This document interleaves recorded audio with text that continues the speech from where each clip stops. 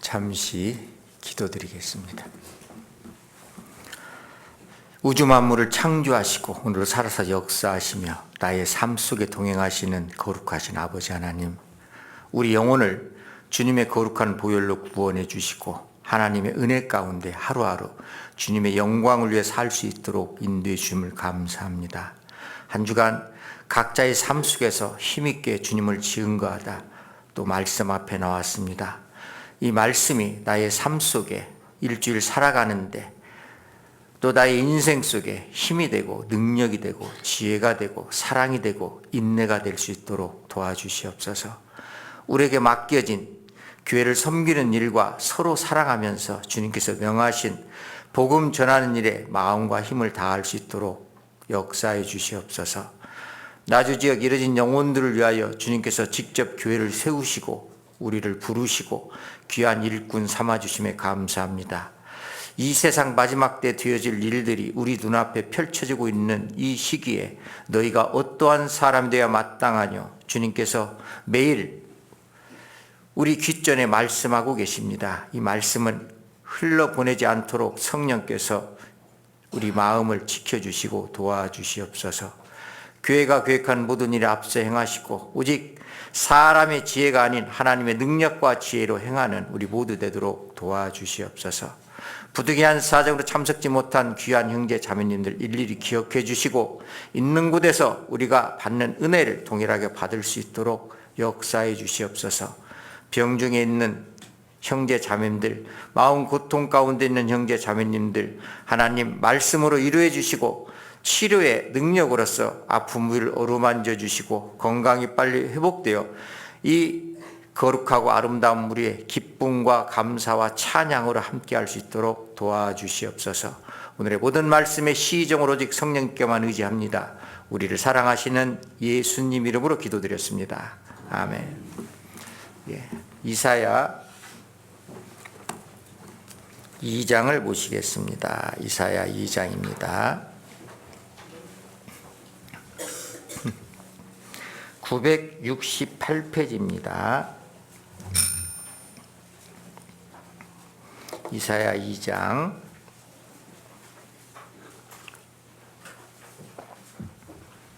968페이지입니다. 5절입니다.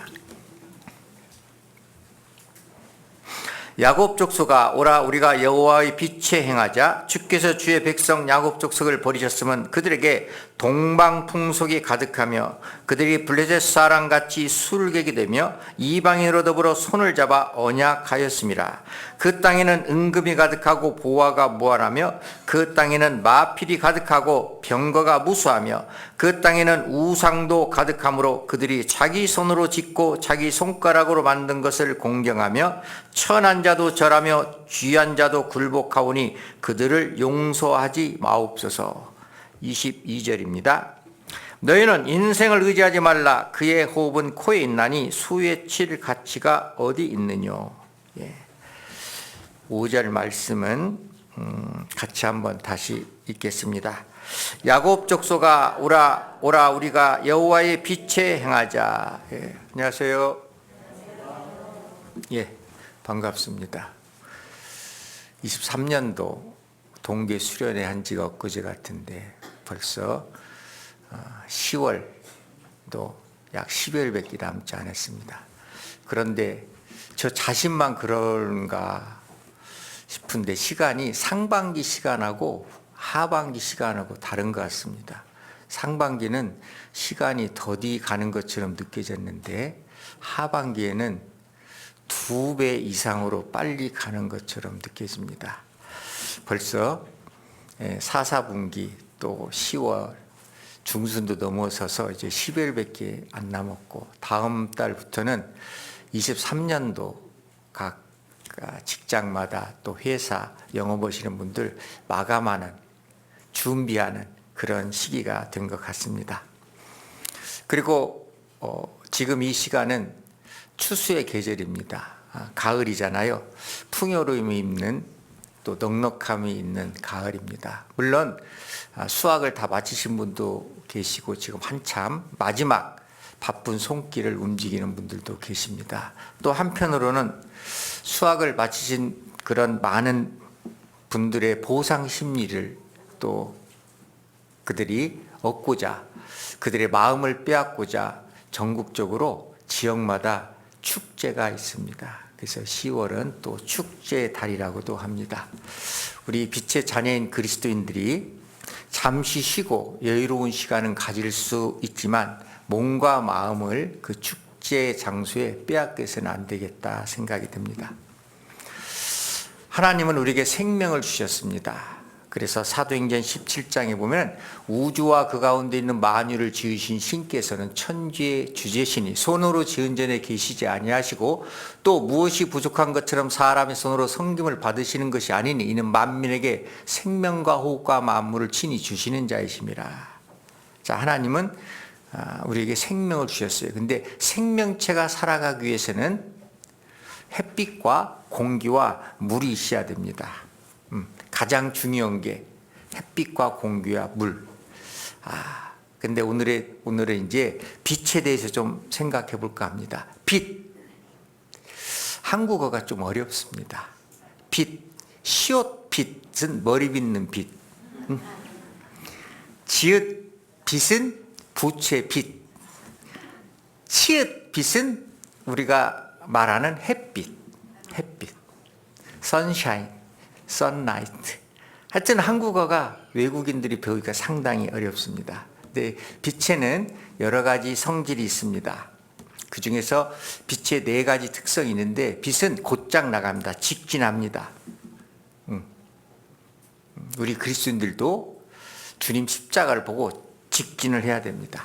그리고 빛은 자기가 통과하지 못할 수 있는 물체를 만나면 반사를 딱 해요. 튕겨져 나옵니다. 그리고 통과하는 물질에서는 약간 굴절 현상이 일어납니다. 그래서 빛은 직진하고 반사하고 굴절을 하고 또 빛의 분산이 있습니다. 빛의 그 가시광선이 프리즘을 통과할 때 파장이 긴 순서대로 빨주노초 파남보 순서대로 그래서 이제 무지개 색깔이 이렇게 만들어집니다. 무지개 색깔. 이것을 빛의 분산이라고 합니다. 파장이 긴 순서 배열입니다. 그런데 가장 파장이 짧은 햇빛 안에 있는 특성 중에 하나가 자외선이잖아요. 자외선은 우리가 인체에 오면은 비타민 D를 생성합니다. 대한민국 90% 이상이 비타민 D 부족이라고 합니다. 그런데 그를 음식으로 섭취할 수 있는데 약 20%. 음식으로서는 연어나 청어, 시금치, 표고버섯. 그런데 약 20%밖에 섭취할 수 없다고 그래요. 그래서 이렇게 좋은 날, 가을 날씨 찬양 드리면서 말씀 드리면서 묵상하면서 이렇게 산길, 들길을 걸으면은 비타민 D가 많이 생성이 되기 때문에 건강에도 좋을 것 같습니다. 20세기, 21세기 첨단 과학은 모두 빛을 이용한 기계로서 만들어집니다. TV, 모니터, 사진기, 건조기, 소독기, 멸균기, 엑스레이, 항공 촬영기, 야간 투시경, 암 치료, 종양 제거, 자외선 살균기, 적외선 센서 감시기, 그 수많은 더 많은 것들은 다 빛을 이용해서 만들어져요. 빛이 그만큼 우리 일상에 꼭 필요한 겁니다. 자, 색의 3원색이 있습니다. 빨강, 파랑, 노란색. 색 3원색을 합치면 검정색이 나옵니다. 근데 빛도 3원 색상이 있습니다. 빛의 합성. 빛은 빨강, 파랑, 초록. 그런데 빛은 3가지를 합치면 흰색이 나타납니다. 빛은 하나님 자체 그분입니다. 요한일서 1장 5절에 우리가 죄에게서 듣고 너희에게 전하는 소식이 이것이니 곧 하나님은 빛이시라. 하나님 자신이 빛이십니다. 빛은 흰색이 됩니다. 흰색은 거룩을 뜻하는 거잖아요. 흠이 없는 깨끗한 청결한 하나님의 속성을 나타내는 겁니다. 그 빛은 살균 효과가 있습니다. 일반적인 세균을 죽입니다. 곰팡이에는 슈퍼 가서 팡이 재료를 살 것이 아니라 햇빛에 1시간 이상 말리면은 애지간한 곰팡이는 다 죽습니다. 나쁜 세균과 곰팡이는 햇빛에 말리면은 그냥 사라집니다. 우리 잘못된 습관과 죄를 죽일 수 있는 방법은 그래서 빛 대신 주님 앞에 나와야 돼요. 빛 대신 말씀 앞에 내가 순종하는 순간 내 영혼에 내가 삶 속에서 살아왔던 더러운 죄, 잘못된 습관 이런 것을 버릴 수 있다는 겁니다. 그래서 오늘의 말씀의 주제는 같이 읽은 말씀 중에서 여호와의 빛에 행하자입니다. 다시 제가 5절 읽겠습니다. 야곱 족속아 오라 우리가 여호와의 빛에 행하자. 빛에 거하자 하는 것이 아니라 빛에 행하자입니다. 행하자입니다. 거하는 것은 우리가 교회 가운데 거할 수 있잖아요. 그런데 말씀은 듣고 지식으로 아는 것이 아니라 말씀을 듣고 행할 때 힘이 있고 능력이 나타나는 겁니다. 우리가 구원받기 전에는 어두움이었습니다. 에베소서 5장 8절에 너희가 전에는 어두움이더니 이제는 주 안에서 빛이라. 빛이기 때문에 빛의 자녀들처럼 행하라. 빛은 행할 때 능력이 나타나는 겁니다. 빛은 어두움을 비추는 역할을 합니다. 그리고 살균 효과가 있습니다. 태초에 이 세상은 빛이 없었습니다. 창세기 1장에 보면 태초에 하나님이 천지를 창조하시니라. 하나님이 가라사대 빛이 있으라 하심에 빛이 있었고 그것이 하나님의 보시기에 좋았더라. 하나님이 빛과 어둠을 나누사 빛을 낮이라 칭하시고 어둠을 밤이라 칭하시니라. 창세기 1장이 그렇게 시작이 됩니다. 그래서 하나님이 이 공허한 우주 가운데 하나님의 형상을 닮은 영혼을 하나님의 사랑으로 짝으로 만들기 위하여 하나님의 역사를 시작하신 겁니다. 인생을 살다 보면 하나님이 빛과 어둠을 같이 만드셨기 때문에 우리 인생길에도 빛과 어둠이 같이 공존합니다. 여기 표시해 놓으시고요. 이사야 45장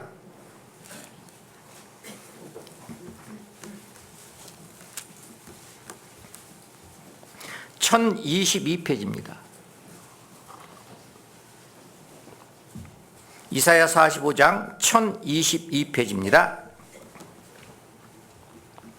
7절 나는 빛도 짓고 어둠도 창조하며 나는 평안도 짓고 환난도 창조하나니 나는 여호와라 이 모든 일을 행하는 자니라 하였노라. 하나님은 빛도 짓고 어둠도 창조하셨을 뿐 아니라 평안도 짓고 환난도 창조했다. 그러니까 빛에 거하면은 평안이 있고 어둠에 거하면은 환난과 고통과 괴로움이 있다는 겁니다. 우리 신앙생활 할 때도 내가 빛에 거할 때는 마음의 평강이 있습니다. 그러나 내가 어두움에 있을 때는 환난이 있어요. 고난이 있습니다. 괴로움이 있습니다. 답답함이 있는 겁니다. 하나님은 빛도 짓고 어둠도 창조했다. 그런데 빛은 평안이고 어둠은 환난이다. 빛은 하나님의 말씀입니다. 생명입니다. 그래서 우리가 구원을 받지 못할 때는 어둠이었는데 하나님의 빛이 내 양심을 찔러 쪼개기까지 했잖아요. 하나님 말씀은 살았고 운동력 있어 자wen할 수 어떤 검보다도 예리하여 우리 영과 홍과 및 관절과 골수를 찔러 쪼개기까지 하며 마음의 생각과 뜻을 감찰하나니 지으신 것이 하나라도 그 앞에 나타나지 없고 오직 만물이 우리를 상관하신 자의 눈앞에 벌거벗은 것 같이 드러나느니라. 3500년 전 1900년 전의 말씀이 집회 말씀 들을 때 복음 말씀 들을 때 내 양심을 찔러 쪼갰습니다. 내 골수를 찔러 쪼갰습니다. 깊이 숨겨놓은 죄까지 하나님의 빛의 말씀이 들어가니까 다 드러났잖아요. 그리고 하나님 나 좀 구원해 주세요. 그 외침의 소리를 하나님이 들으시고 구원받았기 때문에 지금 이 자리에 앉아 계신 겁니다. 그리고 구원받은 그리스도인들 또 하나님이 빛으로 우리를 인도하고 계십니다. 참빛 곧 세상에 와서 각 사람에게 비추는 빛이 있었나니, 하나님은 지금도 각 영혼에게, 각 사람에게 하나님이 비치고 계시는 겁니다.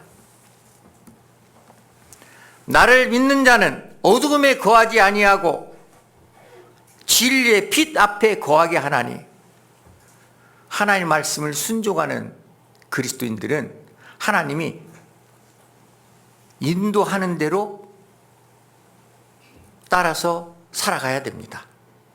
우리 인생길, 광야길은 쉽지 않은 길이잖아요. 그래서 하나님이 매주 우리를 말씀으로 교훈해 주시고 말씀으로 인도해 줍니다. 시편 119편 105절은 주의 말씀은 내 발의 등이요 내 길의 빛이니이다. 하나님의 말씀이 내 인생길을 비추는 빛입니다. 등입니다. 지금 낮에는 햇빛이 있고 밤에는 달빛이 있고 그리고 전기불이 있고 여러 가지 희미하게나 어둠을 비치는 것이 있기 때문에 인생이 무엇을 결정하거나 살아갈 수 있는 겁니다. 그런데 빛이 하나도 없는 곳에서는 진짜 두려움만 있을 거예요. 방향도 잡지 못하는 겁니다. 우리 인생길에 하나님 말씀으로 하나님이 인도하는 대로 움직이는 겁니다. 포토존 23년도 올해 하계 수양의 포토존 말씀이 무엇인지 아세요? 네? 뭐라고요? 뭐라고? 사진 찍으셨죠? 집에 가서 보셔요. 빛을 우리 마음에 비추셨느니라 그렇게 되어 있습니다. 빛을 우리 마음에 비추셨느니라. 고린도 후서 4장 고린도서 4장 6절입니다. 289페이지입니다. 6절 어두운 데서 빛이 비치라 하시던 그 하나님께서 예수 그리스도 얼굴에 있는 하나님의 영광을 아는 빛을 갖추겠습니다. 우리 마음에 비추셨느니라. 빛을 우리 마음에 비추셨느니라. 하나님의 말씀이 매일 삶 속에서 비춰줘야만이 우리가 죄에서 멀어지고 나의 습관을 줄이고 하나님의 은혜 가운데 살 수 있는 겁니다. 빛의 자녀는 빛의 자녀답게 살아가야 돼요. 빛의 자녀가 살아가는 모습이 믿음 가운데 용서와 순종의 삶을 살아가는 겁니다. 그런데 용서의 열매는 사랑이고 믿음의 열매는 순종입니다. 예수님이 우리 죄를 다 용서해 주셨습니다. 사랑했기 때문에. 그잖아요. 내가 형제자매를 용서하지 못한다. 사랑이 식어가는 겁니다. 하나님 말씀에 내가 믿음이 없다. 불순종하는 삶을 살아가는 겁니다. 용서의 열매는 사랑이고 믿음의 열매는 순종입니다. 그래서 너희 착한 행실을 보고 하늘에 계신 너희 아버지께 영광을 돌리게 하라. 하나님은 우리 머리에 있는 지식을 원하지 않으셔요. 너희 착한 행실을 보고 하늘에 계신 너희 아버지께 영광을 돌리게 하라. 빛에 행하기 위해서는 우리가 깨달아야 할 것, 즉 버려야 될 것이 분명히 있습니다. 그래서 하나님께서 말씀을 주시는 겁니다. 주의 말씀을 열무로 우둔한 자에게 비추어 깨닫게 하셨나이다. 매일 하나님이 말씀을 열어서 어리석은 나에게 비추어 깨닫게 하시는 겁니다. 레위기 18장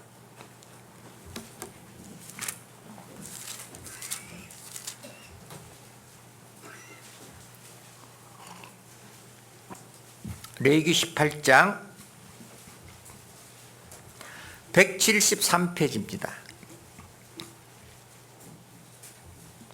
1절 여호와께서 모세에게 일러 가라사대 너는 이스라엘 자손에게 고하여 이르라 나는 여호와 너희 하나님이라 너희는 그 고하던 애굽 땅의 풍속을 좇지 말며 내가 너희를 인도할 가나안 땅의 풍속과 규례도 행하지 말고 너희는 나의 법도를 좇으며 나의 규례를 지켜 같이 읽겠습니다.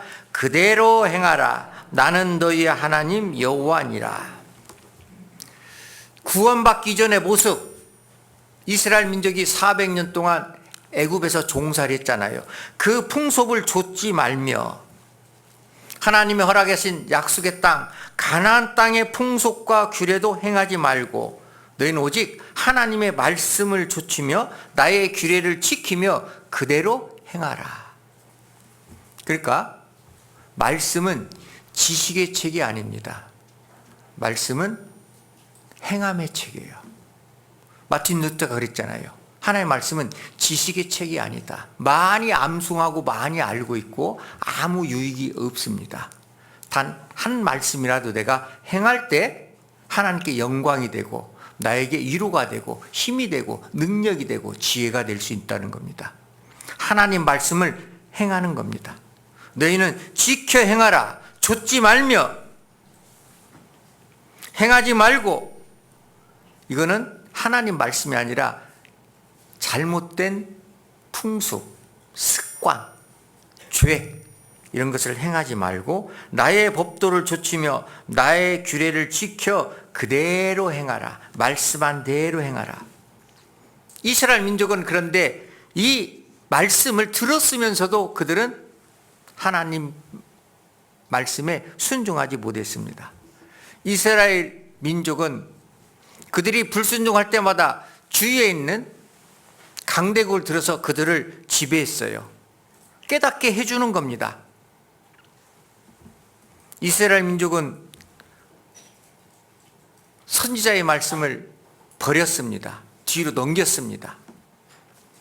에레미야는 눈물로써 호소했어요. 그래도 듣지 않았습니다. 결국 바벨론에서 멸망당했습니다. 약 600년 동안 로마 시대 때는 예수님 이 땅에 오셨습니다. 그런데 예수님을 알아보지 못했습니다. 십자가 못 박혀 죽였습니다. 그래서 전 세계에 흩어졌습니다. 바벨론에 멸망한 지 2600년, 로마에게 멸망한 지 1900년 동안 이스라엘 역사는 어둠의 역사였습니다. 우리나라도 일제 강점기가 있었잖아요. 36년 동안. 올해가 민족이 햇빛을 본 광복 78주년입니다. 하나님께서 야곱 족속을 버리신 이유가 무엇입니까? 빛에 행하지 않았기 때문에. 하나님은 빛에 행하자, 빛에 행하라. 그런데 그들이 하나님의 말씀을 불순종했습니다. 여호와의 빛에 행하지 않았기 때문에 어둠의 시간이 있었습니다. 메시아를 알아보지 못했기 때문에 장장 1900년간 어둠이 있었습니다. 우리도 구원받기 이전에 어둠의 시간이 있습니다. 다시 그때로 돌아가라고 하면은 끔찍하잖아요. 안 그래요? 끔찍해요. 가고 싶지 않은 길이잖아요. 그런데 주님이 내 영혼을 사랑하셔서 십자가에서 내가 받을 저주와 심판을 담당하시고 내 모든 죄를 영원히 사해 주시고 하나님의 자녀 삼아 주셨습니다. 얼마나 감사해요. 그런데 아직도 구원받기 이전에 하나님 자녀가 되기 이전에 빛의 자녀가 되기 이전에 그런 풍습을 내가 동경하고 산다고 하면은 무엇인가 지금 신앙생활이 많이 엇박자가 나 있는 겁니다. 이스라엘 민족은 하나님의 선민이지만 하나님 말씀에 불순종했을 때마다 하나님이 그들을 깨달을 수 있도록 주위에 강대국을 들여서 그들의 마음을 잠깐 돌이켰습니다. 그런데 끝까지 빛의 행하기 안 했기 때문에 바벨론에서 장장 600년 빛으로 오신 예수님을 그들이 마음으로 영혼으로 받아들이지 않았기 때문에 1900년 동안 그들은 어둠이었습니다. 자, 표시해 놓은 본문 말씀 보겠습니다.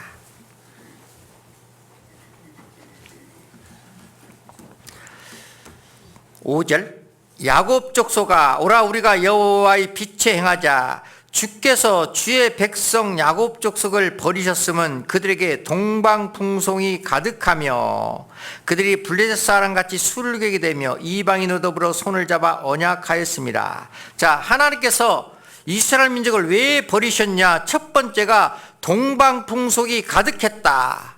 동방풍송이 가득했다는 것은 이스라엘 동쪽은 바벨론입니다. 바벨론. 그잖아요.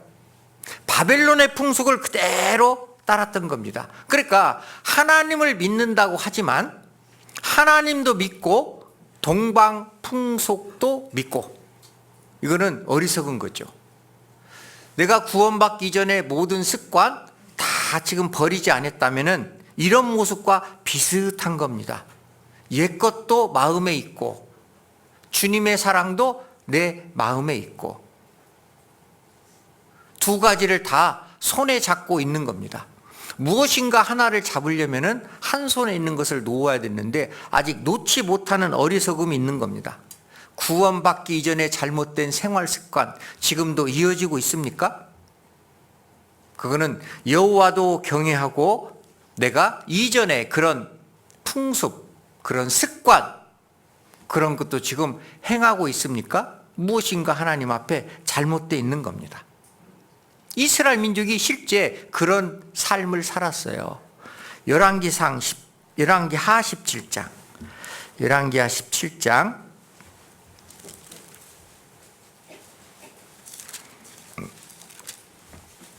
열왕기하 17장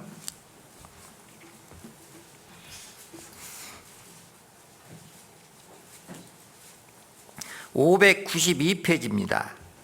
32절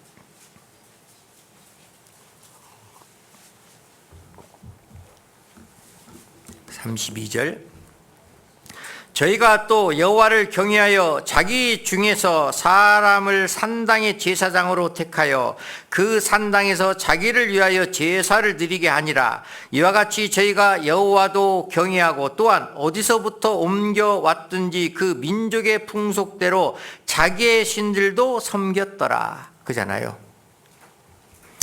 구원받고 나서 여호와만 섬기는 게 아니라 여호수아는 너희가 강 저편에서 섬겼던 신이든지 지금 가나안 땅의 신이든지 너희 섬길 자를 택하라.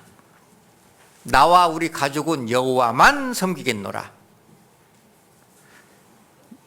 지금 하나님만 섬기는 신앙생활이 아니라면은 하나님 보실 때 지금 무엇인가 잘못된 신앙의 길을 가고 있는 겁니다. 여호와도 경외하고 앉아서 말씀을 듣고 하나님께 희생도 하고 봉사도 합니다. 그런데 옛 습관과 잘못된 풍습을 내가 버리지 못하고 산다고 하면은, 우리나라는 특히 불교에서 전해져 나온 유교 문화가 있습니다. 유교가 일부는 성경적이지만 그 나머지 모든 것들은 성경적이 아닌 것이 훨씬 더 많습니다. 질서에 대해서는 성경적이죠. 그잖아요. 위아래 분명한 게 있잖아요. 그런데 잘못된 것이 너무너무 많은 겁니다. 이스라엘 민족도 그런 습관을 버리지 못했기 때문에 엘리는 제사장이었습니다. 그러면 엘리의 두 아들 홈니와 비누아스는 아버지 제사하는 모습을 보고 자랐을 겁니다. 그런데 주위에 같은 또래 습관들의 모습 속에서 그 많은 것들을 마음으로 받아들였기 때문에 아버지 제사 드리는 그 제사 앞에서도 동일한 행동이나 습관이 나올 수 있는 겁니다. 그래서 하나님께 제사 드리려고 가져온 제물을 하나님이 태워서 하나님께 제일 좋은 걸 드려야 되는데 그거를 날 것으로 취하든가 또 삶는 것을 갈고리로 꿰가지고 자기가 취했잖아요. 그걸 어디서 배웠을까요? 분명히 아버지한테는 배우지 않았을 거예요. 우리도 교회 안에서는 배우지 않는 것들이 교회 안에 들어올 때가 많이 있는 겁니다. 종종 있어요. 그거는 내가 잘못된 그 습관을 가진 사람들하고 너무 친하다는 겁니다. 그리고 그것들이 좋게 보였기 때문에 교회 안에 가지고 갈 수밖에 없는 거예요. 우상 숭배, 잘못된 습관은 큰 악입니다. 내가 잘못된 습관, 이 죄를 진다는 것은 결국 내 육체에게는 조금 유익될 수가 있어요. 육체에게는 그잖아요. 잘못 습관이나 잘못 죄 가운데 있는 그런 분들하고 내가 좀 친근감 있게 지내면은 육체 유익이 좀 될 수 있을 때도 있잖아요. 있어요. 그런데 문제는 육체는 죽으면은 다 흙으로 돌아갑니다. 보이는 거 모든 것은 다 썩어지고 없어져요. 자, 흙은 여전히 흙으로 돌아가고 영은 주신 하나님께 돌아가기 전에 기억하라. 우리의 삶 속에서 가장 중요한 것은 내 영혼입니다. 영혼. 그런데 우리가 잘못된 습관이나 잘못된 죄를 받아들이면은 영혼에 해가 있다 그랬습니다. 내 영혼에 해가 있는 겁니다. 영혼에. 육체로서는 조금 유익될 수가 있어요. 그거는 부정 못해요. 그잖아요. 무엇인가 도움받는 게 분명히 있습니다. 그런데 영혼의 해가 있다. 에레미야 44장입니다.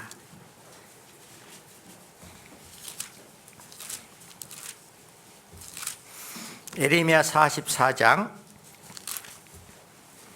1123페이지입니다.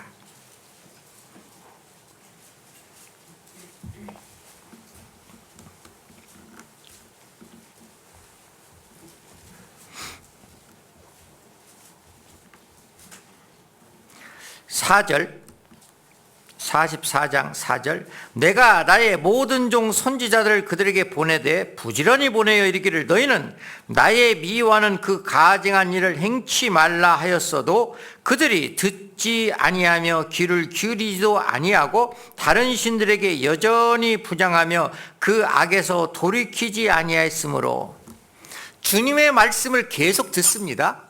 일주일에 몇 번 들어요. 수요일 주일은 의무적으로 듣습니다. 구역 모임, 어머니 모임, 많은 모임이 있어요. 그잖아요. 선지자가 하나님의 말씀을 대신해서 우리에게 교훈합니다. 그런데 듣지 않아요. 여전히 자기 방식대로 살아가는 겁니다. 자, 7절 나 만군의 하나님 이스라엘의 하나님 여호와가 이같이 말하노라 너희가 같이 읽겠습니다. 어찌하여 큰 악을 행하여 자기 영혼을 해하며 유다 중에서 너희의 남자와 여자와 아이와 젖먹는 자를 멸절하여 하나도 남기지 않게 하려느냐. 어찌하여 큰 악을 행하냐. 어찌하여 왜 무슨 연고로 그렇게 하면은 자기 영혼을 해한다. 영혼이 하나님 앞에서 점점 은혜에서 멀어질 수밖에 없다. 영혼의 해가 있다. 물론 육체 유익은 잠시 잠깐 볼 수 있어도 영혼의 해가 있기 때문에 우리는 이것을 단절해야 됩니다. 그러잖아요. 단절하라고 하나님께서 전도자를 통해서 매주 말씀을 우리에게 해주시는 겁니다. 그런데도 버리지 않아요.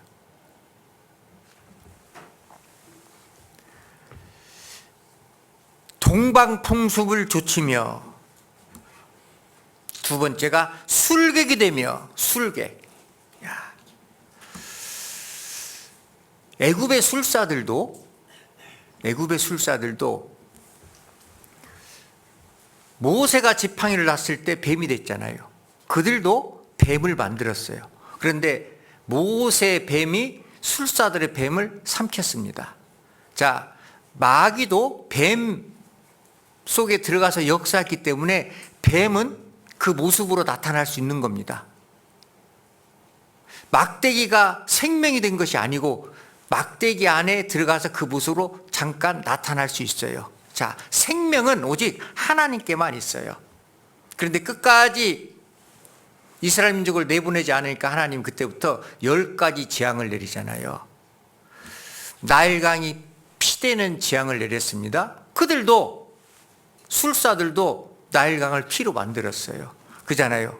개구리가 올라와서 온 지면을 덮는 것을 모세가 보여줬습니다. 그들 술사들도 거기까지는 했어요. 그런데 세 번째, 지팡이로 먼지를 때리니까 이가 됐잖아요. 그때부터는 했어요, 못했어요? 못했습니다. 무에서 유, 생명은 만들지 못하는 겁니다. 그런데 잠깐 했던 것을 보면서 미혹될 수도 있잖아요. 우리도 생명에 관한 것은 하나님 편에 있는데 세상 사람들이나 아직 주위에 구원받지 못하고 구원받았다 하더라도 신앙이 어리고 그런 분들 비슷하게 유익되는 것을 할 수가 있잖아요. 참과 거짓의 분별력이 상실될 수가 있는 겁니다. 이거는 신앙생활에 많은 어려움이 있어요. 자, 출애굽기 7장 한번 보시겠습니다. 출애굽기 7장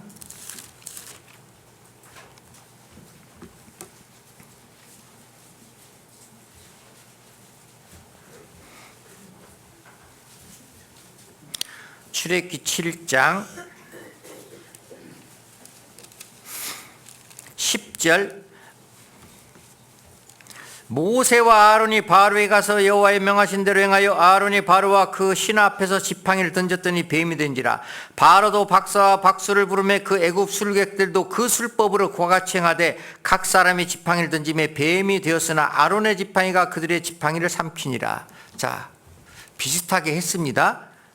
한 장 넘기면은 그 밑에 20절 모세와 아론이 여호와의 명하신 대로 행하여 바로와 그 신하의 목전에서 지팡이를 들어 하수를 치니 그 물이 다시 피로 변하고 하수의 고기가 죽고 그 물에서 악취가 나니 애굽 사람들의 하수물을 마시지 못하며 애굽 온 땅에는 피가 있으나 애굽 술객들도 자기 술법으로 그와 같이 행함으로 바로의 마음이 강팍하여 그들을 듣지 아니하니 여호와의 말씀과 같았더라. 자, 나일강을 피 변하는 것까지 따라서 했습니다. 자, 8장 6절 아론이 팔을 애굽 물에 펴매 개구리가 올라와서 애굽 땅에 덮이니 술객들도 자기 술법대로 이와 같이 행하여 개구리로 애굽 땅에 올라오게 하였더라. 그러니까 그걸 보니까 미혹되잖아요. 무엇이 진리고 무엇이 거짓인지 분별력이 흩어져요. 우리도 무슨 문제가 있으면 성경에서 답을 찾아야 되는데 어떤 분들은 네이버에서 답을 찾는 분들이 좀 많이 늘어나요. 그리스도인들도 그래요. 이거 큰 문제입니다. 맞는 것도 분명히 있습니다. 마귀도 하는 것이 있어요. 그런데 진리는 성경입니다. 그잖아요. 유튜브가 아니에요. SNS가 아니고 네이버가 분명히 아니라는 겁니다. 자, 17절 그들이 그대로 행할새 아론이 지팡이를 잡고 손을 끌어 땅에 티끌을 치며 애굽 온 땅의 티끌이 다 이가 되어 사람과 생축에게 오르니 술객들이 자기 술법으로 이와 같이 행하되 이를 내려 하였으나 같이 읽겠습니다. 못하였고 이는 사람과 생축에게 있는지라. 자, 이때부터는 생명에 관한 것이기 때문에 그들이 못했습니다. 비슷한 거 있어도 영혼에 관한 거, 생명에 관한 것은 오직 하나님만이 할 수 있어요. 다른 어떤 것도 다른 신이나 사람들이 못한다는 겁니다. 생명에 관한 것은 하나님만 할 수 있어요. 비슷하게 몇 가지 했다고 해서 거기에 미혹되거나 마음을 빼앗겨서는 안 된다는 겁니다. 실질적으로 이스라엘의 바벨론으로 이스라엘 민족이 끌려갔을 때 바벨론 왕이 꿈을 꿨잖아요. 그런데 무슨 꿈을 꾸었는가를 몰라요. 그런데 술객들, 박사들 불러서 내가 꾼 꿈을 이야기하고 해석까지 하라. 그러니까 황당하잖아요. 꿈은 알려줘야지 해석을 하지. 못하는 겁니다. 그런데 다니엘이 그 꿈을 해석해 주잖아요. 머리는 정금이고 가슴과 팔은 은이고 배와 넓적다리는 동이고 종아리는 철이고 발가락 얼마는 철이고 얼마는 흙이다. 앞으로 세계를 지배할 그런 나라의 모습, 제국의 모습을 쭉 보여줬잖아요. 바벨론이 무너지니까 페르시아, 그 다음에 그리스, 헬라, 로마, 지금은 이제 유럽 그잖아요. 얼마는 철이고 얼마는 흙이었다. 그런데 다니엘이 그 꿈을 해석해 주면서 느부갓네살 왕에게 한 말이 있어요. 자, 다니엘서 2장.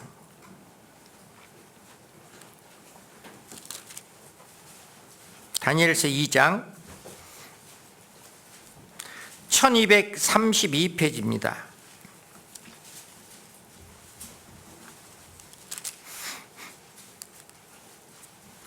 다니엘서 2장 1234페이지 집에 가서 읽어보시고 시간 없으니까 27절 다니엘이 왕 앞에 대답하여 가로되 왕의 물으신 바 은밀한 것은 박사나 술객이나 박수나 점쟁이가 능히 왕께 보일 수 없으되 오직 은밀한 것을 나타내실 자는 하늘에 계신 하나님이시라. 그러죠. 은밀한 것을 박사나 술객이나 아무도 사람이 그거를 나타낼 수가 없다. 오직 은밀한 것을 나타낼 자는 하늘에 계신 하나님이시다. 사람이 할 수 있는 일이 분명히 있고 하나님만 할 수 있는 일이 분명히 있는 겁니다. 그잖아요. 상대방이 꾼 꿈과 해석을 해달라. 말이 안 되잖아요. 그런데 다니엘은 하나님께 기도했더니 하나님 알려주셨잖아요. 그런데 종종 그리스도인들도 이 세상에 비슷하게 하는 그런 환경이나 단체나 사람이나 그런 인터넷 매체에 미혹될 수가 종종 있다는 겁니다. 은밀하게 나타내실 자, 모든 것을 알려주실 분은 하나님밖에 안 계신다. 하나님은 모든 것을 아시는 전지하신 하나님이다. 모든 것을 압니다. 세상 지식은 어느 정도 한계가 있어요. 성견자가 부끄러워하며 술객이 수치를 당하여 그 입술을 가리울 것은 하나님이 응답지 아니하심이니라. 그들이 생명에 관한 것은 아무리 얘기해도 하나님이 응답지 아니하여 동방풍속을 조치며 술객이 되며 그 다음이 이방인의 손을 잡고 언약을 했다. 이방인의 손을 잡고 그리스도인들이 구원받지 못한 세상 사람들과 무슨 계약을 한다든가 약속을 한다는 것, 이것은 그들과 손을 잡는 겁니다.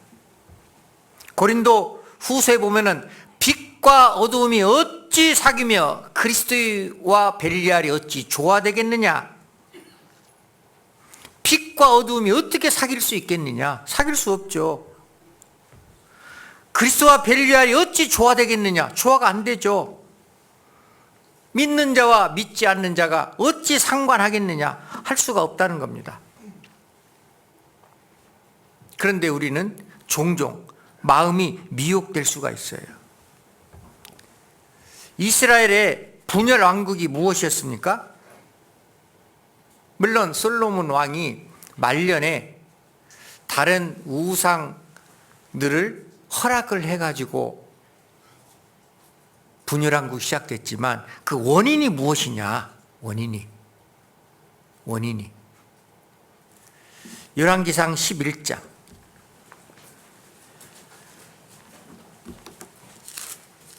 열왕기상 11장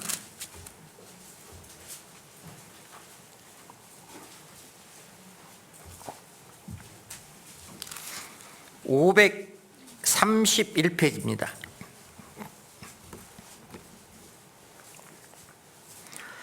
11장 1절부터 제가 읽겠습니다. 솔로몬 왕이 바로 딸 외에 이방 많은 여인을 사랑하였으니 곧 모압과 암몬과 에돔과 시돈과 헷 여인이라. 여호와께서 일찍이 여러 국민에게 대하여 이스라엘 자손에게 말씀하시기를 너희는 저희와 서로 통하지 말며 저희도 너희와 서로 통하게 말라. 저희가 정령코 너희의 마음을 돌이켜 저희의 신들을 좇게 하리라 하셨으나 솔로몬이 저희를 연애하였더라.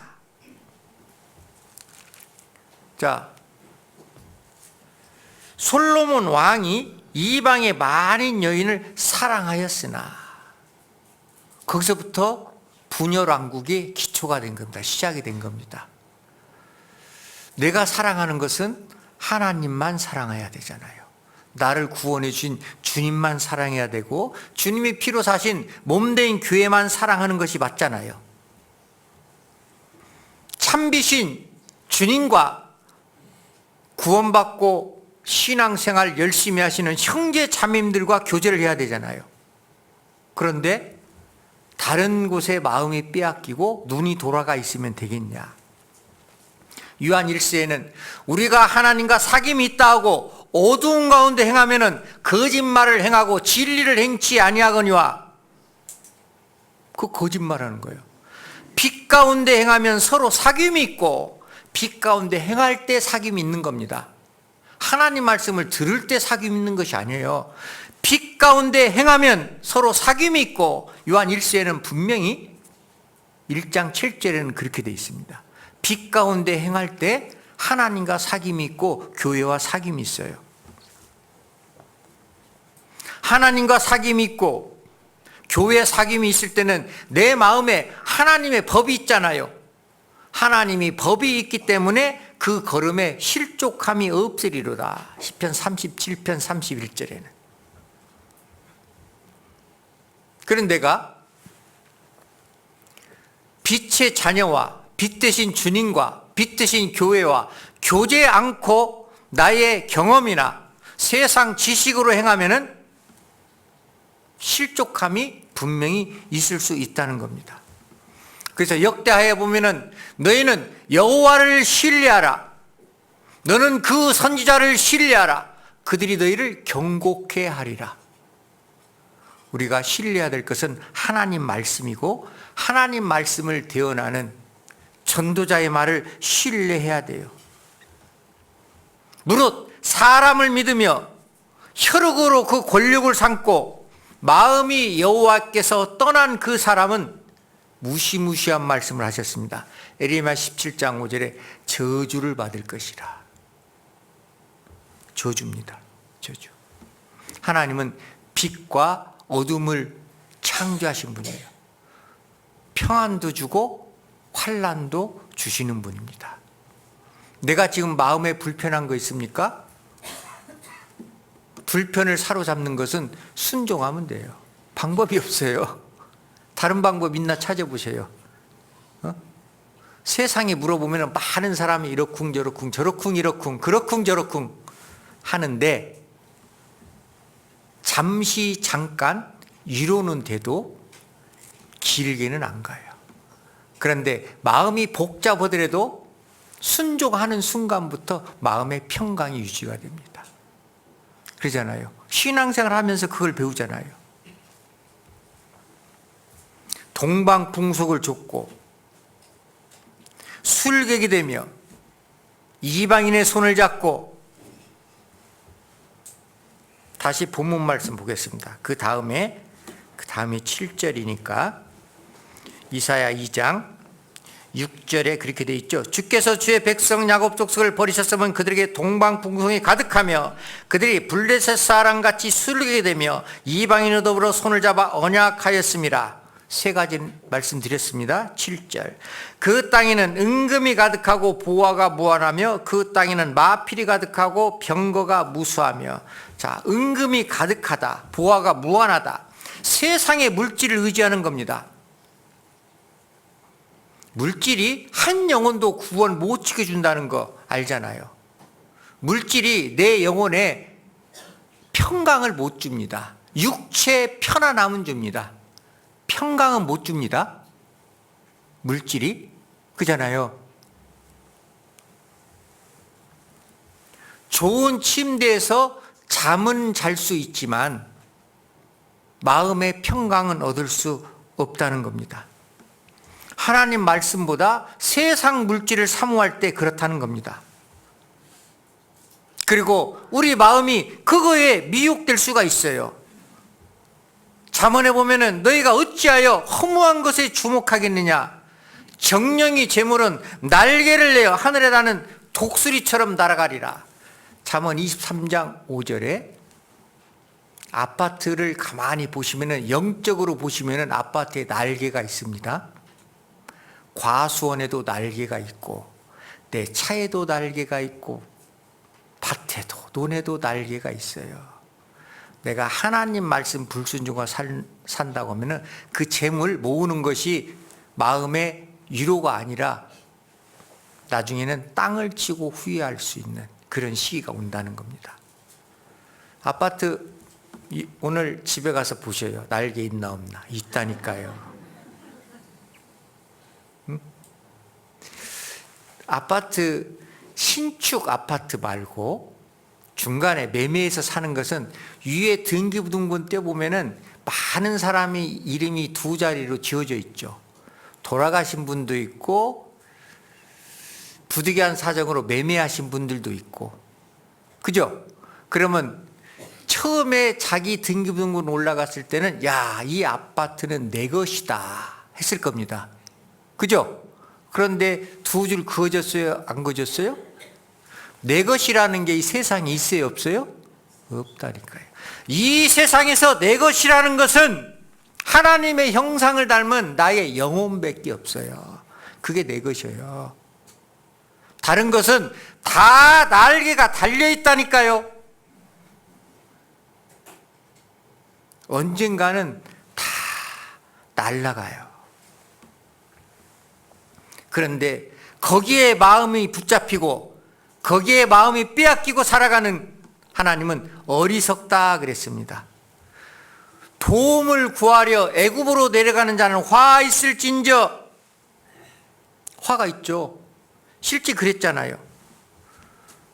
창세기 12장에 보면은 아브라함이 흉년을 피해서 애굽으로 내려갔잖아요. 하나님이 아니었다면은 사랑하는 사라를 애굽 왕에게 빼앗길 뻔했잖아요. 그러죠. 또 있습니다. 룻기에 보면은 엘리멜렉과 나오미, 말론과 기론, 베들레헴에 흉년이 들었습니다. 그러니까 모압 땅으로 내려갔잖아요.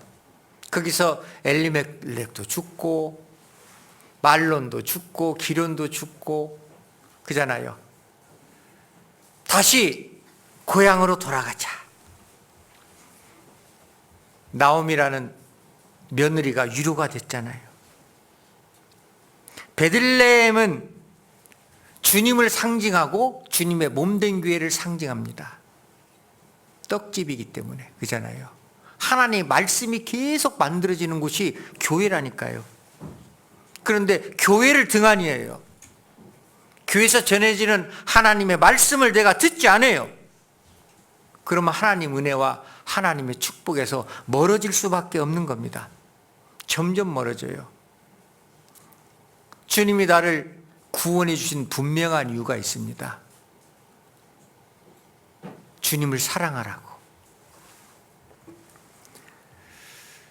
고린도서 13장에 보면은 믿음, 소망, 사랑 이 세 가지는 항상 있을 것인데 그 중에 제일은 사랑이라. 데살로니가전서 1장에는 믿음의 역사와 사랑의 수고와 소망의 인내라고 나옵니다. 그런데 고린도 13장에는 믿음, 소망, 사랑 뒤에 2, 3번이 바뀌었습니다. 믿음은 역사죠. 내가 구원받는 순간부터 나의 인생이 출발점이 되는 겁니다. 이제 소망은 구원받은 사람은 하나님 앞에 다 하나님이 데려가셔요. 그잖아요. 그러면은 무엇만 남아요? 사랑. 사랑의 수고. 제일은 사랑이라.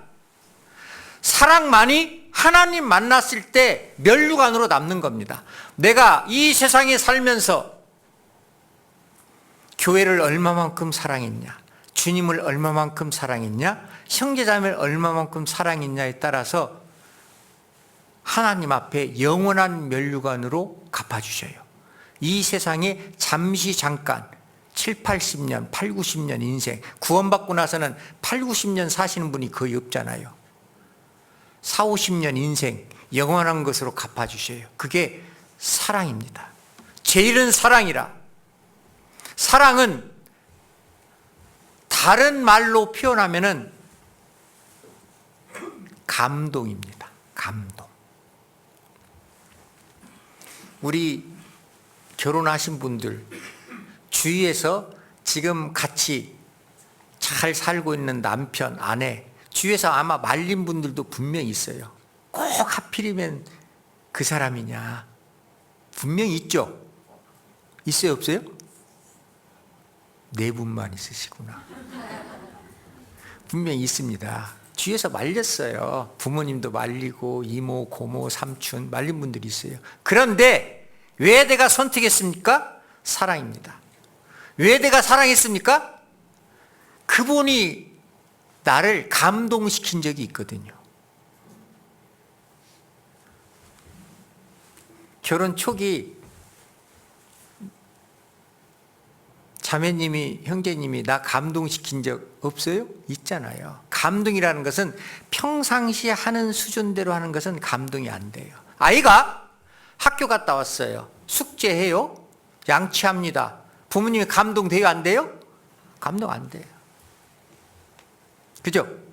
그런데 부모님이 밖에서 요즘 농사철이라 늦게까지 일을 하고 왔어요. 아이고, 아이들 밥을 지금 좀 기다려라. 아이들이 아유 괜찮아요. 그래서 이제 아이들 와서 밥 주러 왔는데 아이들이 고사리 손으로 김치를 썰어서 시장 가가지고 꽁치 10,000원값 사다가 꽁치찌개를 탁 끓여놓고 후라이 3개를 탁 이렇게 해놓고 했으면은 감동돼요, 안 돼요? 눈물 나오죠? 그러면은 아이들한테 너 뭐 먹고 싶냐? 어제까지는 엄마 통닭 사줘. 야, 이놈아 무슨 통닭이여. 나중에 사줄게. 그랬는데 그날은 통닭 2마리 부르죠. 후라이드 양념 같이. 왜 그래요? 감동받아서. 자, 주님께 은혜를 받기 위해서는 하나님을 감동시켜야 돼요. 내가 왜 많은 기도를 하는데 하나님이 내 기도를 들어주시지 않을까? 하나님 감동시킨 적 있어요? 하나님이 감동받아야만이 우리 기도를 들어주셔요. 자, 우리도 구원받을 때 저도 마찬가지요.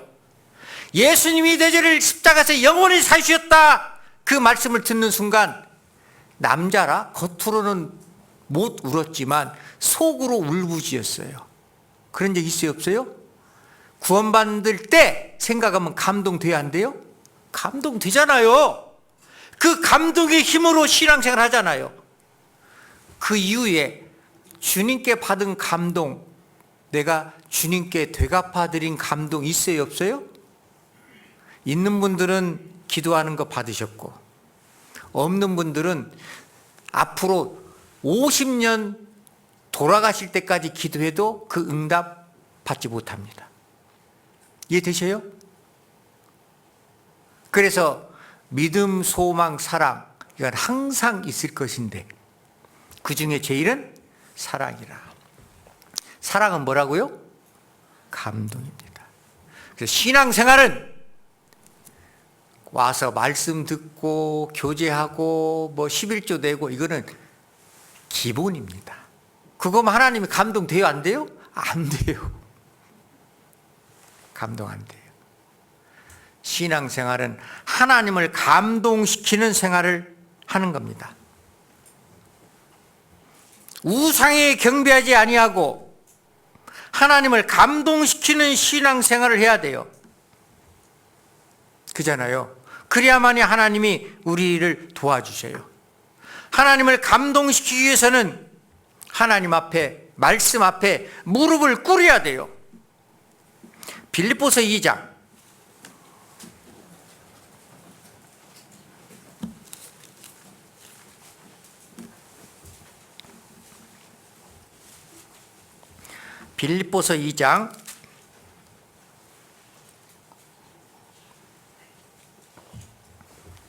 10절 하늘에 있는 자들과 땅에 있는 자들과 땅 아래에 있는 자들로 갇히겠습니다. 모든 무릎을 예수 이름에 꿇게 하시고, 모든 무릎을 예수에 꿇게 하시고. 저도요 무릎이 잘 안 꿇어져요. 그래서 제 카톡에 앞에 써 있는 말이요, 나를 예수의 이름에 꿇게 하시고. 이렇게 잘 안 꿇어지죠. 잘 안 꿇어져요. 왜? 아담의 후손이기 때문에 잘 안 꿇어져요. 빛의 자녀가 은혜를 받기 위해서는 하나님 말씀 앞에 무릎을 꿇는 데부터 시작돼요. 그게 믿음입니다. 말씀을 믿는 겁니다. 내가 너희에게 있을 동안에 빛을 믿으라. 그리하면 빛의 아들이 되리라. 하나님 말씀을 믿지 못하는데 어떻게 빛의 아들로서 행할 수 있도록 하나님이 우리에게 능력을 주시겠냐, 지혜를 주시겠냐. 빛의 자녀는 십자가만 바라보고 살아가는 삶입니다. 빛의 자녀가 죄를 지었을 때도 철저히 뉘우쳐야 돼요. 철저히 회개해야 돼요. 하나님 앞에서 우리는 잘못된 삶이 많이 있잖아요. 철저히 뉘우쳐야 돼요.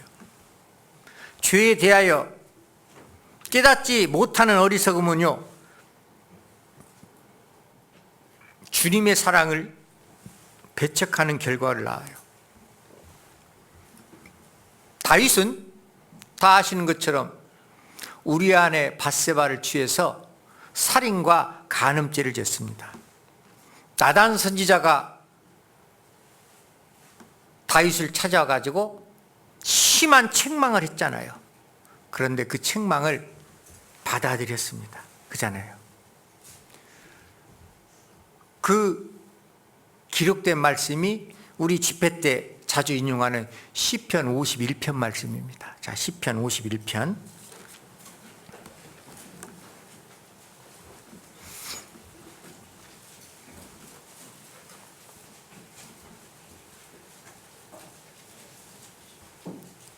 (3절) 대저 나는 내 죄가를 아오니 갇히겠습니다. 내 죄가 항상 내 앞에 있나이다. 내 죄가 항상. 그러니까 다윗은 죽을 때까지, 그 일 있은 후에 죽을 때까지 항상 살인죄와 간음죄가 앞에 있었기 때문에 그 동일한 죄를 범하지 않았어요. 그 동일한 죄에 부산되는 것도 범하지 않았어요. 그래서 사도행전에 보면은 내 마음에 합한 사람이라는 칭을 얻었잖아요. 나이 들어서 몸이 열기가 떨어져서 동료를 넣어줬잖아요. 실질적으로. 그런데도 다윗은 자기 정조를 그대로 지켰습니다. 왜? 하나님 만날 때까지 내 죄가 항상입니다. 항상 생각나는데 또 범하겠어요? 범할 수 없죠. 10절 같이겠습니다. 하나님이여 내 속에 정한 마음을 창조하시고 내 안에 정직한 영을 새롭게 하소서. 철저히 회개한 후에는 정한 마음을 창조하시고 정한 마음이라는 것은 깨끗한 마음, 순종하는 마음, 겸손한 마음, 사랑하는 마음, 정직한 영을 새롭게 하소서. 그 마음을 달라고 기도했고 그 마음으로 주님 만날 때까지 평생 사는 겁니다. 거짓이 없는, 포장되지 않은 영혼은 세상에 오염될 수 있잖아요. 영혼의 필터가 뭡니까? 철저히 회개하는 겁니다. 그리고 하나님 말씀에 순종하는 겁니다. 그리고 겸손하고 형제자매를 사랑하는 겁니다. 그래야 영혼이 깨끗해져요. 우리 집안에 정수기 다 있죠. 필터가 몇 개 들어가요? 4개 들어가죠. 4개. 그잖아요. 회개하고 순종하고 겸손하고 사랑하면은 내 영혼의 필터가 정화 역할을 해서 내 영혼이 깨끗해진다니까요. 빛에 행하는 자에게 하나님이 주시는 은혜가 있습니다. 내가 그렇게 살면은 하나님이 분명히 나에게 은혜로서 주셔요. 여호와를 경외하라. 저를 경외하는 자에게는 부족함이 없으리로다. 항상 넉넉하게 주십니다. 그래서 성전 건축할 때 솔로몬이 성전 건축을 했지만 성전 건축할 수 있는 모든 준비는 다윗이 즐거이 하나님께 백성과 함께 모든 것을 드렸기 때문에 솔로몬이 그런 엄청난 일을 할 수 있었잖아요. 그렇죠? 순종하는 자에게 하나님이 부족함이 없게 분명히 해주십니다. 예수님이 2000년 전에도 제자들 12명을 불러서 각 마을로 전도로 보냈잖아요.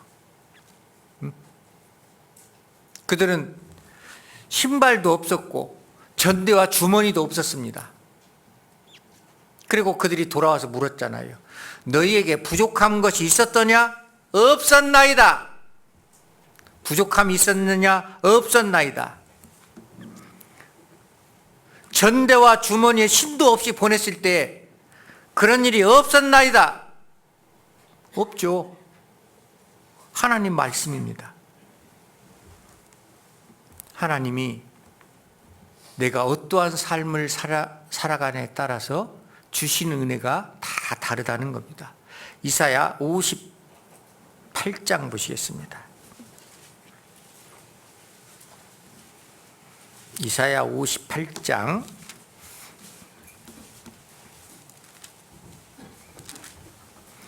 1038페이지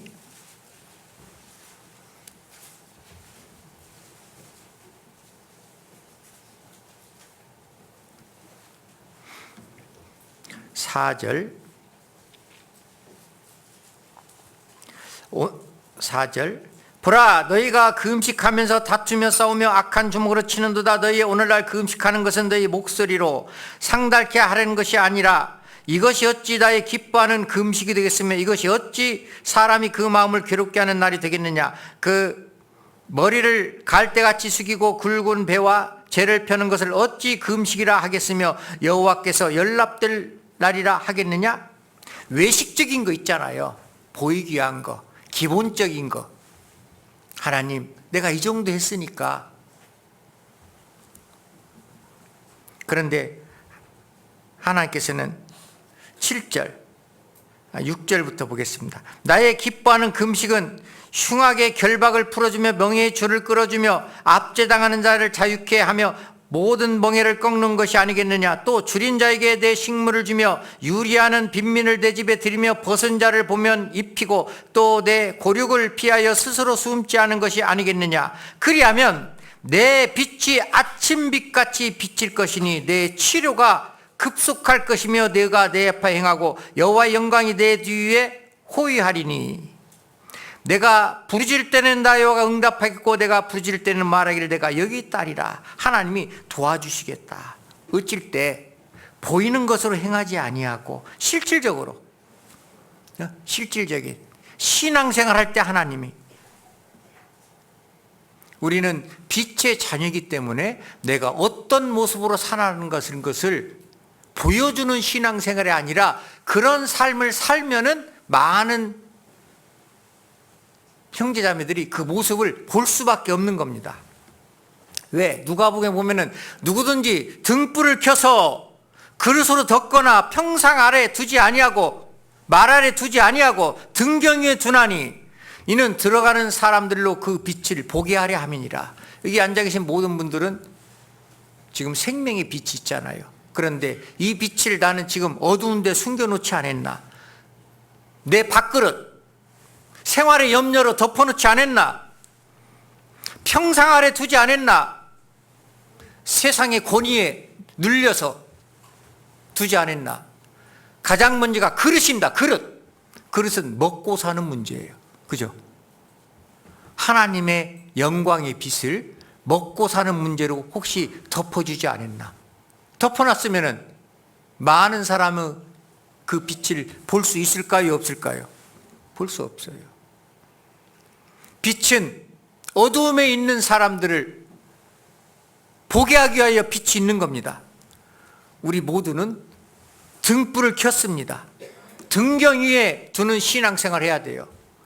아직도 나주에는 마든 잃어진 영혼들 있잖아요. 남을 비추는 등불이 되기 위해서는 가난한 사람 그릇을 엎어놓아야죠. 벗겨야죠. 덮어놓은 걸 벗겨야 되잖아요. 본이 되는 신앙생활을 해야 됩니다. 내가 그리스도인이다 어디 가서 말할 수 있는 당당한 신앙생활을 해야 돼요. 어둠에 있는 신앙생활은 곰팡이와 세균의 번식 장소가 돼요. 영혼의 분별력이 상실되는 겁니다. 아닌 거는 아니라고 해야죠. 성과 악, 옳은 것과 그른 것 구별하지 못하는 겁니다. 잘못된 건 잘못됐고 옳은 건 옳다 해야 되잖아요. 이사야 5장 앞으로 몇 장 넘기시겠습니다. 5장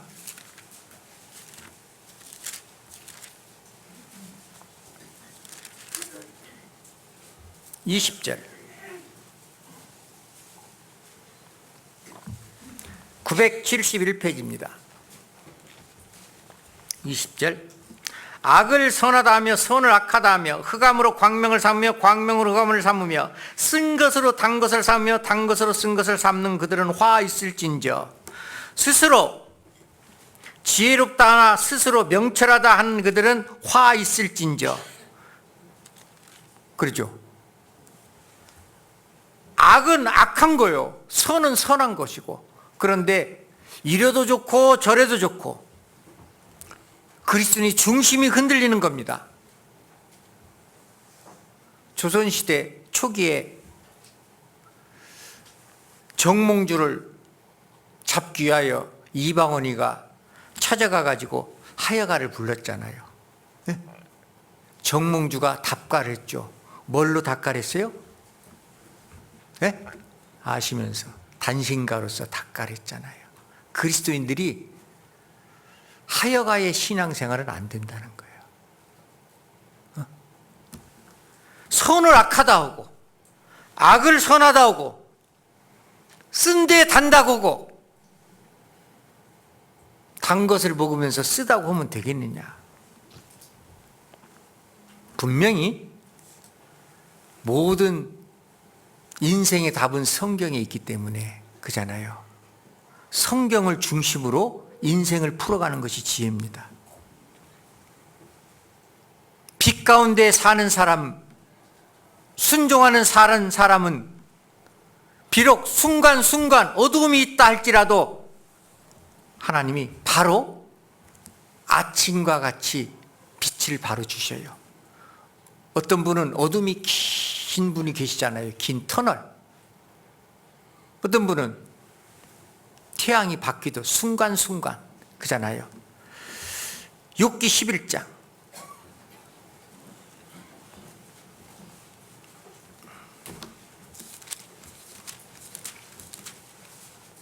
욥기 11장 772페이지입니다.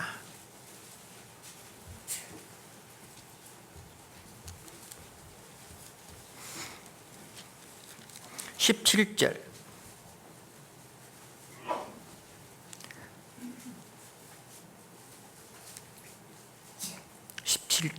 내 생명의 날이 대낮보다 밝으리니 어두움이 있다 할지라도 아침과 같이 될 것이요 내가 소망이 있으므로 든든할지며 두루 살펴보고 안연히 쉬리니 내가 누워도 두렵게 할 자가 없겠고 많은 사람이 내게 첨을 드리리라.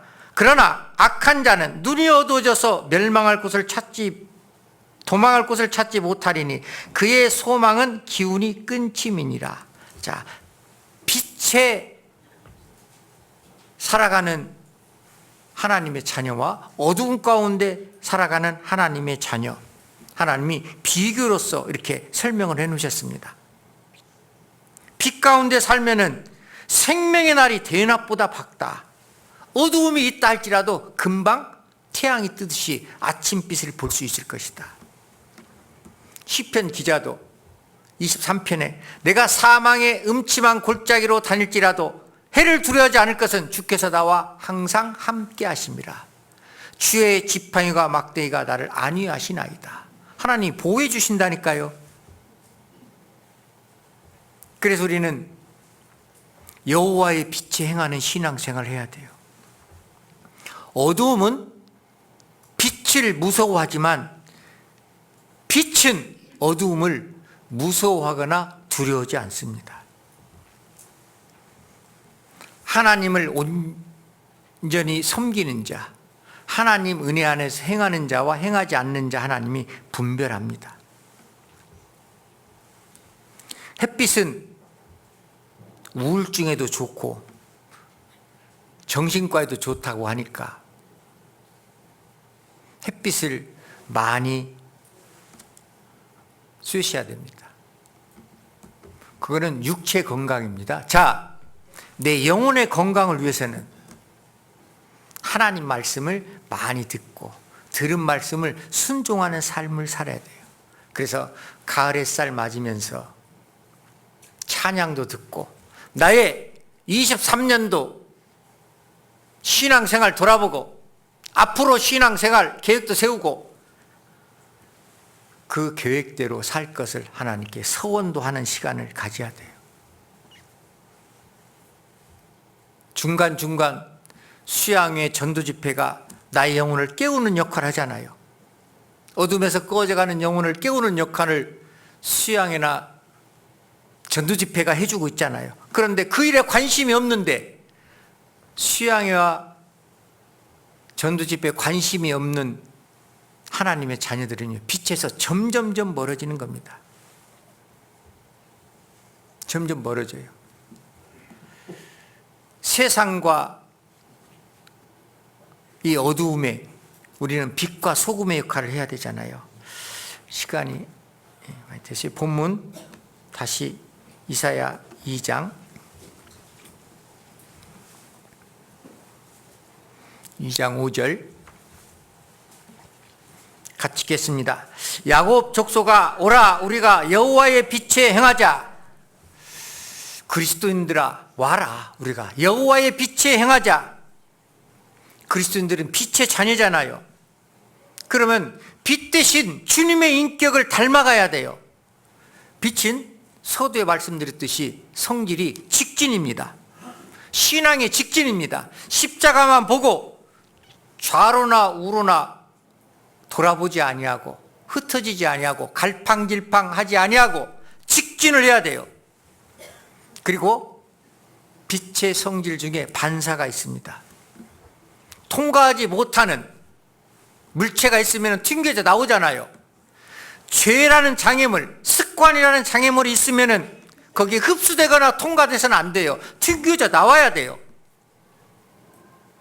그리스도인들이 죄와 잘못된 습관에 만연히 그냥 흡수되어 있다. 문제죠. 그 다음에 세 번째 성질은 굴절입니다. 통과할 때는 약간 빛에 꺾입니다. 굴절입니다. 주님의 일을 할 때는 항상 겸손한 마음으로 그잖아요. 내가 뭘 했다 하는 게 아니라 항상 겸손. 그게 주님의 마음이잖아요. 나는 마음이 온유하고 겸손하니 나의 멍에를 메고 내게 배우라. 그리하면 너희 마음이 쉼을 얻으리니. 겸손하고 온유하면은 항상 마음에 평강이 있습니다. 그러나 내가 겸손하지 아니하고 온유하지 아니하면요 마음에 항상 불편함이 있어요. 내 마음이 지금 불편하십니까? 오늘 이 시간부터 생각을 바꿔야 돼요. 나의 삶을 바꿔야 돼요. 그리고 빛은 분산되잖아요. 네? 자, 빛은 프리즘을 통해서 분산되듯이 우리 개인 신앙의 빛은 교회라는 곳을 통해서 분산돼요. 어느 교회 아무개 형제 자매 수양에 가면은 신앙생활 어떻게 하고 있나 다 들어요? 못 들어요? 나만 듣는가? 들어요? 못 들어요? 어떤 집사님이 어떻고 어떤 형제님이 어떻고 어떤 자매님이 어떻고. 자, 하나님 은혜 가운데 신앙생활 잘 하시는 그런 형제자매 소리를 들을 때는 나도 모르게 마음이 뜨거워지고 내가 그렇게 살지 못하는 마음이 자책이 되고 내 마음에 나도 그렇게 더 이상 살아야 되겠다. 나보다 그 형제자매가 신앙생활이 좀 어렸었는데 지금 나보다 더 많이 성장했네? 욕심도 생기고 열정도 올라오고. 안 그런가요?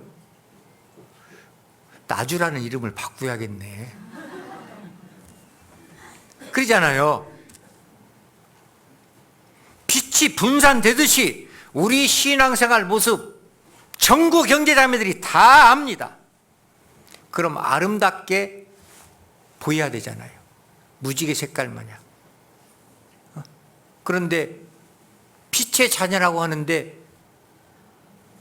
통과는 했는데 아무 색깔이 없어. 그럼 어찌 되겠어요? 색의 합성처럼 삼원색처럼 검정색은 안 나와도 그래 회색이 나오네? 그럼 되겠냐 이 말이에요. 안 되죠.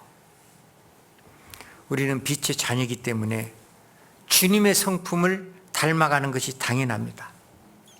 그래서 행해야 됩니다. 행할 때 닮아가요. 이 말씀 보고 마치겠습니다. 마태복음 5장.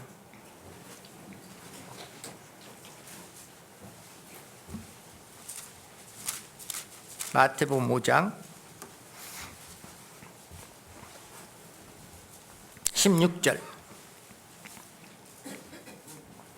16절 같이 읽겠습니다. 이같이 너희 빛을 사람 앞에 비추게 하여 저희로 너희 착한 행실을 보고 하늘에 계신 너희 아버지께 영광을 돌리게 하라. 너희 착한 행실을 보고 그러잖아요. 말씀을 듣는 것이 아니고 말씀은 행하는 것이다. 그래서 교회가 계획한 모든 일에 하나님이 교회의 머리시잖아요. 그대로 행하면 되는 겁니다. 야곱 족속아 여호와의 빛에 행하자. 말씀을 좀 기억하시고 신앙생활 하시면 조금이라도 도움이 될 것 같아서 오늘 말씀드렸습니다. 기도하겠습니다. 우리를 사랑하시는 고마우신 아버지 하나님, 야곱 족속아 여호와의 빛에 행하자. 주님 말씀하셨듯이 오늘 이 시간 우리 각자의 삶 속에서 하나님의 빛 가운데 행하라고 주님 말씀하셨습니다. 이 말씀을 마음 깊이 새기고 주님 오실 때까지 빛의 자녀로서 세상에 빛이 되고 소금이 될 수 있도록 도와주시옵소서. 교회가 계획한 모든 일에 앞서 행하시고 사람의 지혜가 아닌 하나님의 능력과 지혜로 행할 수 있도록 도와주시옵소서. 오후의 모든 교제 주님 능력의 손에 의지합니다. 우리를 사랑하시는 예수님 이름으로 기도드렸습니다. 아멘.